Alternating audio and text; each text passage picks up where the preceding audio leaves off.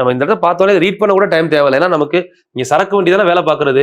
அப்ப வேலை பார்க்கறது சரக்கு வண்டினா பாருங்க, நம்ம என்ன எடுக்கலாம், 6 சரக்கு வண்டியா, ஓகே 6, 5 நாள் வேலை பார்க்குறாங்க, மொத்தம் 135 டன் சரக்கு இடம்பெறுகின்ற நிலையில் 1800 டன் 1800 டன் சரக்குகளை 4 நாள்ல இடம்பெயர்றதுக்கு எத்தனை சரக்கு வண்டிகள் தேவை அப்படின்னு பாக்குறோம்.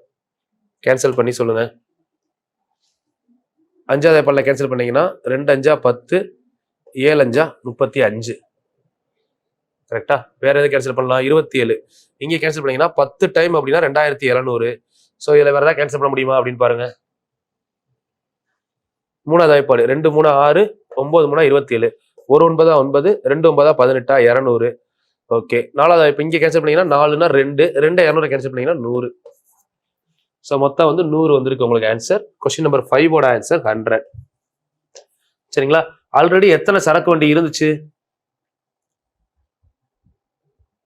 இங்க வந்து 135 டன் தான். ஆனா இங்க வந்து பாத்தீங்கன்னா 1800 டன்னு. சரிங்களா? அப்போ 6 சரக்கு வண்டி இருந்தது. இப்ப இங்க 100 சரக்கு வண்டி வேணும். அப்ப டோட்டலா எவ்வளவு ஆச்சு? 100 இருக்கு, 100 வேணும், 6 ஆல்ரெடி இருக்கு. அப்ப மிச்சம் வந்து 94 ஆன்சர். ஓகே, லாஜிக் புரியுதா? 94 ஆன்சர். சரிங்களா?